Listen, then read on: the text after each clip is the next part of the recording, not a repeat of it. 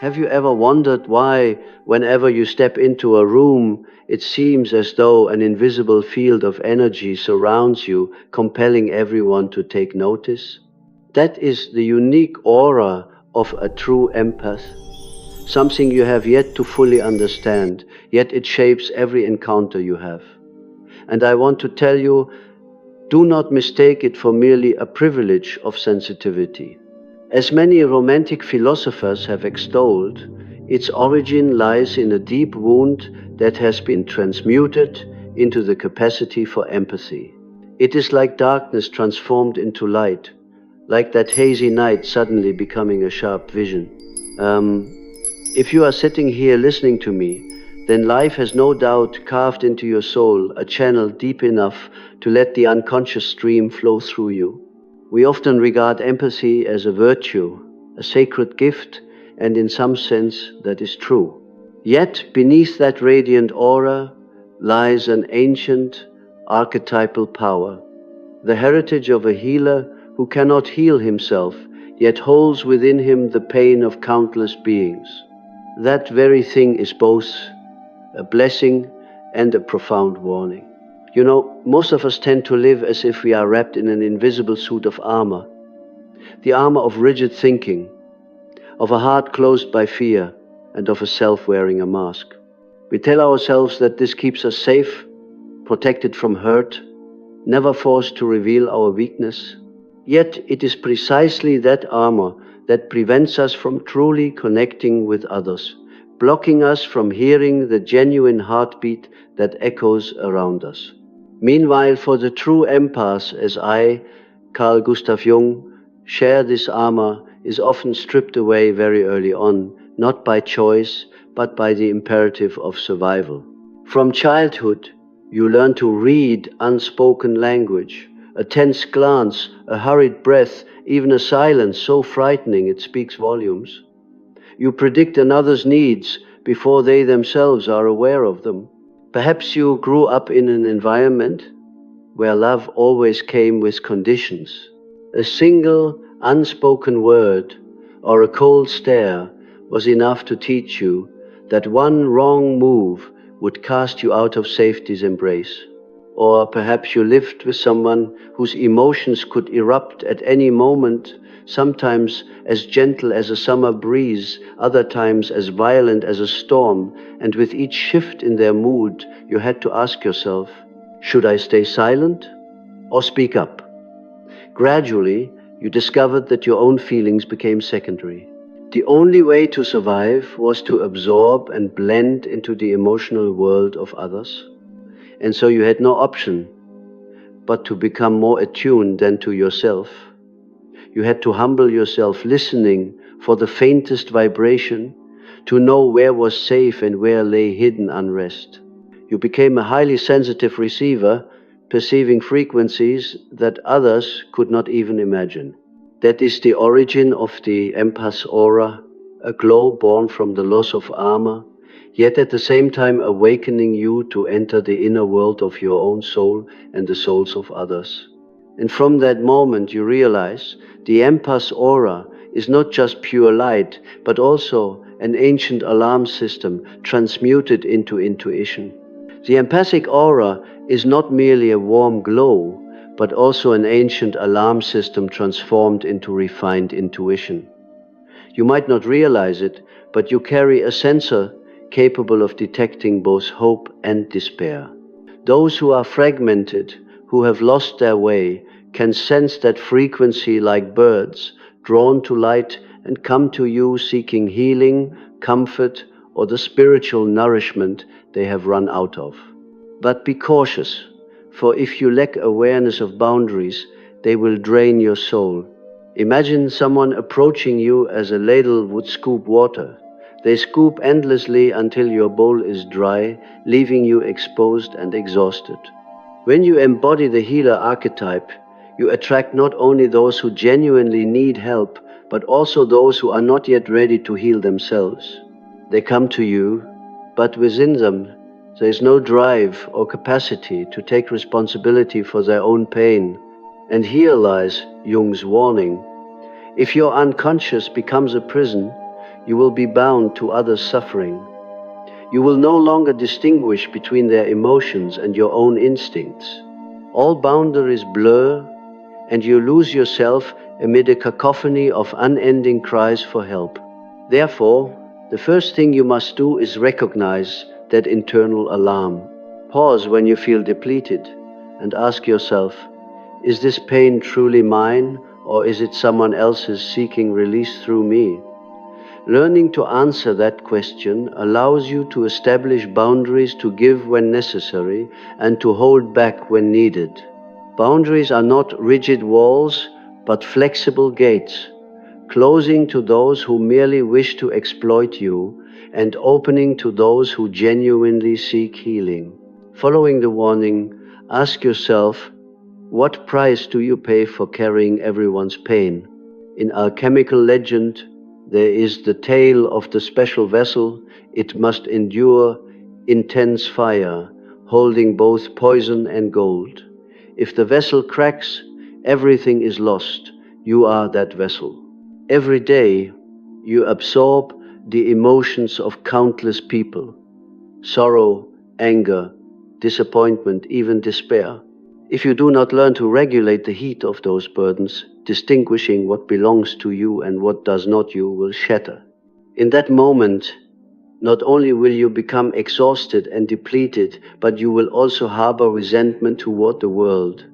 Your vital energy will drain away, dimming the unique glow of your empathic aura. You may call this fate, believing you were born to bear everything. But in truth, it is because you have neglected the shadow work, the challenging journey into the deep darkness you have buried, ignored, or denied. Within that darkness lie your true boundaries: repressed anger, unspoken self-preservation needs, and the longing to be free from burdens that are not yours. When you confront this shadow, you will unearth pure gold, the strength to say no decisively, the right to rest, and the right to put yourself first without guilt. Therefore, have the courage to let your vessel endure heat for a time, but then you must filter, listen, and release what isn't yours. In doing so, your vessel not only remains intact, but grows more resilient, able to continue the empathic journey without losing itself. Soon, you will realize that the journey to wholeness becomes ever more complex when your sense of self has been shaped by the emotions and needs of everyone around you. Picture yourself standing before a massive mirror that not only reflects you but also casts the shadows of those you once loved, feared, and tried to save. Every wrinkle and glance in that mirror bears the imprint of conditional love, unseen fears, and the efforts you made to extend hope for others. When I ask you, who are you? You may hesitate because you are neither the sum of others' wounds nor merely the echo of their pain. You are an independent reality, yet you learn to exchange your true self for the role of healer. Then one day, the unconscious will knock fiercely. It may come as a crisis, exhaustion, a broken relationship, or a haunting dream that jolts you awake. You will recognize that it is time to reclaim your own energy, for a healer who bleeds while tending to others cannot save anyone. Empathy is not an eternal wound, but must evolve into wisdom. When you truly engage in inner work, those initially exposed nerves will gradually transform into discernment, knowing when to step forward and when to step back. This is the distinction between unconscious empathy and conscious empathy. Unconscious empathy resembles a sponge absorbing every drop until it overflows and bursts. Conscious empathy, in contrast, is like a clear mirror. It reflects truth without necessarily absorbing the surrounding darkness. Therefore, learn to pause amid the flow of emotions and ask yourself, is this pain truly mine or someone else's? When you can answer that question, you will no longer be swept away. You will preserve the authentic fragments of yourself and continue to radiate empathic light without being tainted by the external shadows. Having discussed boundaries and the ego, let us now listen to the marvelous whispers of the unconscious. You see, the unconscious does not communicate through logic or ordinary words. It uses symbols, dreams, and encounters that feel predestined. Sometimes you dream of a dark forest, where hushed voices echo among the leaves, and you sense the trees bending down to hear your thoughts. Don't dismiss that as an illusion. This is your soul reminding you that you are always connected to a vibrant emotional network beyond the individual. For the empath, life is like an unceasing symphony. Sorrow, anger, joy, and stillness all resonate within you, whether you consent or not. You are an open instrument, allowing any melody to flow through and resound. But living under the sway of these invisible notes without awareness, you risk being haunted by energies that aren't yours. Once you cannot tell the difference between unconscious echoes and your personal feelings, you become disoriented, unable to distinguish your own heart's voice from others' cries for help. So how do you listen without being swept away? First, each morning upon waking, ask yourself, what dream did I just have? Which symbol in that dream lingered most, the solitary rabbit, the rushing river, or the flickering lamp in the night? Write it down, then ask, what message is this conveying to me? Second, pay attention to the coincidences of the day. An unexpected meeting, a phrase that strikes your heart, or a roadside flower that makes you pause. These are the unconscious, using everyday language to reach you. As you become accustomed to the unconscious's ways of communicating, you transform into an active listener, not a passive receptor. You receive messages, then choose what to integrate and what to release. In doing so, your inner armor is strengthened not to block everything out, but to protect your soul in the vast sea of emotions. Consequently, your empathic aura ceases to be a sponge that absorbs until it bursts. It becomes a mirror that reflects only the tones essential to its harmony. Returning to the metaphor of the alchemical vessel, let me paint a clearer picture. It is a container forged to endure intense fire, capable of holding poison as well as pure gold. You are that vessel. Every day, you absorb the world's emotions, from the deepest sorrows to the brightest joys, all poured into you. Without learning to distinguish between collective human suffering and your personal pain, that vessel will not withstand the strain. You will shatter, exhaust yourself, and fill with anger, only to shrug it off as fate, when in fact you have neglected the vital shadow work. Shadow work is the journey of facing the deep darkness you have buried or ignored. Within that darkness lies conservation energy, unspoken anger, unheeded self-protection needs, and the longing to be freed from burdens that are not yours. When you hide these feelings, they accumulate like embers at the bottom of your vessel, ready to ignite at any moment. To become whole, you must let that darkness breathe. Remember, that forest in your dream is not a threat but a guide. When you dream of a dark woodland, do not flee. Instead, ask yourself, what awaits me in this inner forest?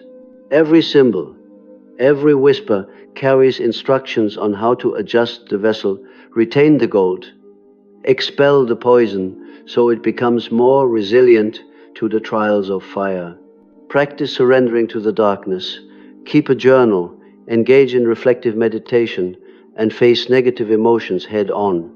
By allowing the darkness to flow, you uncover your true boundaries, knowing precisely where your limits lie and where to close yourself off for protection. Your vessel does not merely endure, it transforms pain into wisdom. This is the power of an empath who has mastered shadow work and sustained a lasting aura. And then there come moments when the unconscious no longer whispers but pounds on the door, forcing you to stop. It may be a crisis in life, suddenly feeling an emptiness so profound, exhaustion you can no longer bear, or a friendship or love that collapses in an instant. Even a jolting dream can awaken you in the dead of night. These signs are the psychological message saying two clear words: enough. It is time for you to reclaim the energy that belongs to you. You might fear abandoning those who rely on you, yet in truth you cannot help anyone if you do not clearly recognize your boundaries. After all, a lifebuoy is useless when it is about to sink itself. Continuing to give without self-protection depletes your inner resources and inadvertently harms yourself. But empathy is not an endless wound to carry forever. In reality, it forms the foundation for developing wisdom. At first, your empathic ability is raw, like an exposed nerve, exquisitely sensitive and easily hurt. Through inner work, by questioning yourself, reflecting, and setting boundaries, that ability will sharpen over time. You will learn to discern when to step forward to give energy and when to withdraw to heal. Imagine yourself as a spiritual warrior. Initially, your weapon is an open shield that protects others but leaves you vulnerable. Through training, you refine that shield into a keen sword, not only to block blows but to distinguish right from wrong, keeping you proactive. Then empathy ceases to be a burden and becomes a tool that transforms emotion into reason, enabling you to connect deeply with others while preserving your own self. Building on your inner refinement, you come to realize that the empath is deeply linked to the mystic archetype. The mystic isn't a lost or storm-tossed soul, but someone brave enough to delve into their own depths and return with profound insight that all souls are interconnected. You sense the world's pulse, not just through your senses, but through an interior vision that has been flung wide open. However, that clarity does not make you a slave to others' suffering. On the contrary, it brings lucidity. Compassion is the call that awakens others to shoulder their own pain. When you wield empathy as a mirror, you reflect back each person's latent strength rather than serve as a reservoir for their wounds. Empathy is not a means to assert yourself as refined or spiritually elevated. That is the trap of the ego. When you grant yourself the right to feel superior because of your empathic abilities, you risk pride and resentment. Pride in thinking you save others, resentment when they prove unworthy of your concern. Such feelings will dim your true aura because you have traded humility and authenticity for a petty ego. Instead, treat compassion as an invitation, not a burden. When you encounter someone in pain, do not think, "I must heal them," but rather, "I will reflect the power for them to heal themselves." Every time you do this, you reinforce your internal boundaries and maintain a healthy balance between giving and receiving. Only when you overcome the ego's trap and see empathy as wisdom rather than a title will you truly shine. Your empathic aura will no longer waver due to self-importance or unnecessary suffering, but stand firm like a lighthouse guiding others across an endless sea. As you can see, the empathic aura is never static. It fluctuates with the rhythm of your inner world. When you are balanced and deeply connected with yourself, attending to your own needs and boundaries, that aura shines brilliantly, attracting those who genuinely seek healing. They come to you for guidance and rejuvenation, and you become a beacon of light. Conversely, when you neglect yourself, forgetting to rest and suppressing your own needs, Your aura turns into a lighthouse that draws chaos. In this state, emotional vampires swarm, seeking only to drain your energy. They do not come to grow, they come to use you as a bottomless cup to satisfy their own thirst. The highest wisdom of love lies in discerning who arrives for personal growth and who comes merely to drain you dry. Once you cultivate this inner sense, you will know when to welcome and when to withdraw in time. Embrace solitude not as punishment, but as a sacred calling. You stand at the threshold between consciousness and the unconscious. It is here on the fragile border of those two realms that the true empath resides. You do not merely sense the world through your senses, but also empathize with the unseen currents of the collective unconscious. The world needs empaths who have learned to stand firm, to transform sensitivity into a tool of awareness instead of a source of suffering. When you maintain your center, you no longer fear darkness or others' pain. You give light, yet protect your inner flame. That is the maturity of empathy, turning awareness into action, compassion into boundaries, and energy into enduring strength.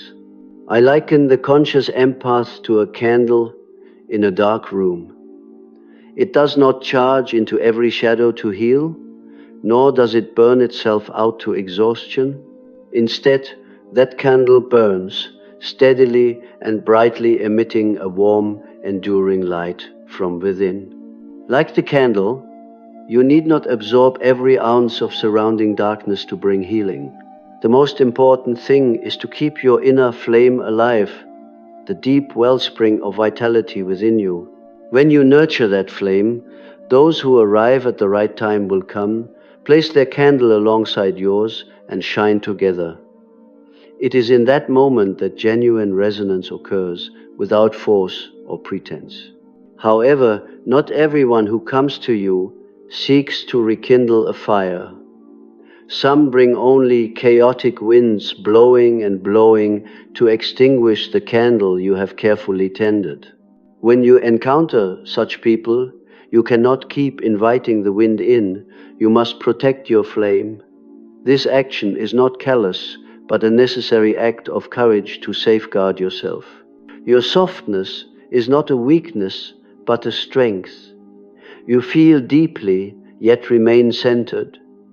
By knowing when to shine and when to withdraw into stillness to recharge, you do not allow aimless winds to sweep you away.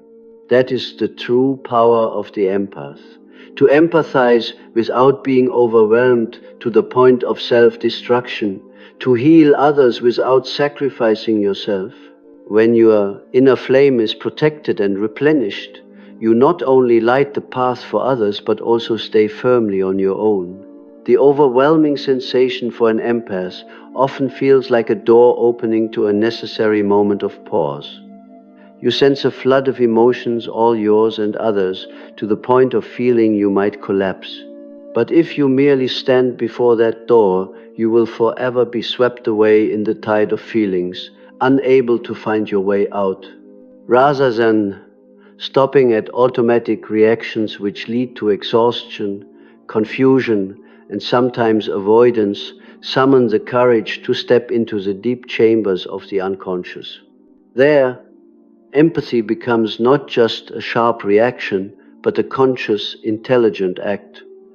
You don't merely feel, you understand and choose how to respond to each arising emotion.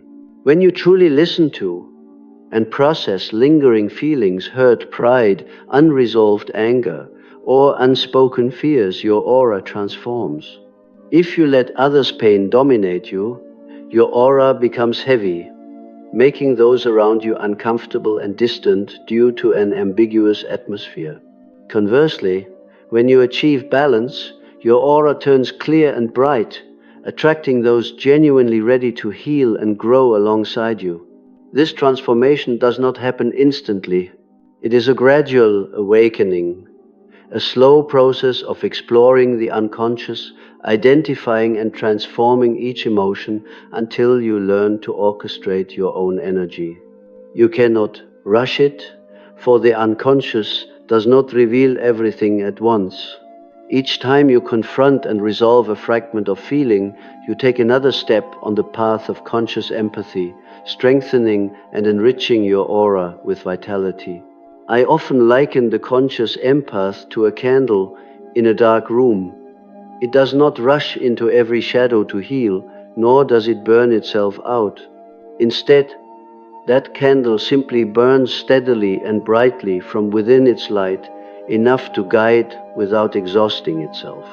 Like a candle, you do not need to absorb all surrounding darkness to bring healing. What you preserve is your inner flame, the deep reservoir of your own energy. When that flame flares, those who arrive at the right moment will sense it and place their candle beside you, lighting together. This is genuine resonance, free from force or dependency. However, not everyone who comes to you carries intention to light a flame. Some bring only chaotic winds. They arrive and blow out the very light you are tending. When you encounter such people, you cannot keep the door open. You must protect your flame, keeping enough distance so they cannot extinguish your hope. That profound softness is not weakness, but a courageous strength. You feel the pain and joy of others deeply, yet you remain centered. You know when to shine and when to retreat into silence to recharge. You do not let aimless winds sweep you away. This is the true power of the empath, to emphasize while also self-preserving. When you safeguard your inner flame, you not only light the path for others, but also maintain your own direction. That inner candle will burn long and bright, becoming a guiding light through darkness for both you and those fortunate enough to find its glow. There are moments when the empath's overwhelm feels like a door ajar, inviting you to pause amid the fierce currents of feeling. You sense a torrent of pain and joy, yours and others, crashing into your soul, and that door calls you to stop. But if you merely stand outside, you will remain adrift in the sea of emotions, unable to find your way out. Rather than resorting to automatic reactions, sometimes retreating, sometimes getting swept up in chaos, gather your courage and step through that door into the deep chambers of the unconscious. There, empathy ceases to be a knee-jerk response and becomes a conscious act guided by wisdom. You do not just feel, you also understand and decide how to respond to each wave of emotion. When you truly listen to and transform unresolved emotional fragments, hurt pride, smoldering resentment, or buried fear, your inner aura shifts. If you allow others' pain to dominate you, your aura grows heavy, creating ambiguity that pushes people away into a bleak atmosphere. Conversely, when you achieve balance, processing lingering feelings, and asserting boundaries, your aura becomes clear and luminous. Those genuinely seeking healing are drawn to you because they sense clarity and safety. But do not expect instant results. This is a gradual awakening, step by step exploring the depths of your unconscious, identifying and resolving emotions. You cannot rush it, for the unconscious will not open all at once. Each time you face and work through a feeling, you take another step on the path of conscious empathy, strengthening and grounding your aura in authenticity. You are not raw material for others to exploit. You are a sturdy bridge connecting consciousness and the unconscious, between what you feel and what remains unspoken. For that bridge to stand firm, it must have solid foundations on both sides. If you devote yourself only to others and neglect self-care, the bridge will collapse. Many fear solitude because they equate it with loneliness, but in truth, solitude is where you learn the language of the soul. There, you distinguish your own emotions from the echoes of the collective unconscious. When you sit quietly, not to avoid, but to listen, you realize each symbol and dream is a living picture. They are not aimless storms, but profound guides. Instead of letting images and symbols sweep you away, allow them to become your map. When you dream of a tempest, do not be afraid. Ask, which part of me does this storm seek to stir? When you see a misty scene, do not retreat. Question, what does this fog obscure that I need to uncover? Once you understand that symbols and dreams are tools of the unconscious, you will navigate your inner currents as a dreamer aware that you are dreaming. You no longer drift under the influence of dreams or symbols. You enter that space with clarity, decoding the hidden message. Solitude becomes a place of illumination, not a burial ground of loneliness. There, you stand firmly between consciousness and the unconscious. Your bridge is not only sturdy, but also a pathway for others to follow. Imagine your aura as an inner garden with no fence. Anyone can barge in, trample the flowers, and drag you into their own needs, leaving you stranded among the wreckage. Boundaries are not rigid walls that block everyone out, but living gates that protect and nurture this garden. When you build a fence, not to lock completely, but to clearly decide when to open and close, the garden can truly be tended and flourish. Open the gate to those who deserve entry, those who bring light, water, and nourishment to the soil you've been cultivating. They arrive, place their potted flowers by your side, and together you illuminate the space. Conversely, when you encounter someone who only seeks to drain you, emotional vampires beckoning, close the gate. This is not cruelty. It is an act of love for the garden, safeguarding the life you have sown. As your inner garden begins to bloom, its fragrance spreads far and wide, attracting souls who genuinely crave to admire it. They come not to demand the entirety of your land and water, but to immerse themselves in its beauty and share in the wonder. This is a resilient bond built on respect and mutual support, not on depletion and exhaustion. Establishing boundaries does not happen overnight. It is a process of observing, identifying, and adjusting the gate, sometimes saying, "Come on in," and other times, "Stop, I need to preserve for myself." As you practice this, your inner garden not only thrives but also becomes a safe haven for both you and those who truly wish to help it grow. The conscious empath is like a steadfast lighthouse in the vast sea of emotions. No matter how fierce the waves, it stands unshaken, guiding capable vessels safely to shore. Your mission is not to dive into the sea to rescue every overturned boat, but to keep your light burning brightly. Often you feel guilty for pausing, for saying no, or for choosing peace for yourself. You may believe that if you let yourself rest, those around you will drown in turmoil. In truth, when you allow yourself to rest and preserve your energy, you serve others more profoundly. For when you are whole, healthy, balanced, and with boundaries, your mere presence brings peace to those adrift. Ultimately, your aura is not merely a reflection of others' emotions, but a testament to the journey that blends light and shadow within you. It bridges the innocent child of past wounds with the wise adult, compassion with steadfast boundaries. Living in this way, you become a living symbol of humanity itself, open-hearted yet strong, gentle yet resilient. So, what will you do with this aura? Will you continue to let others drain your energy and unconsciously call it fate?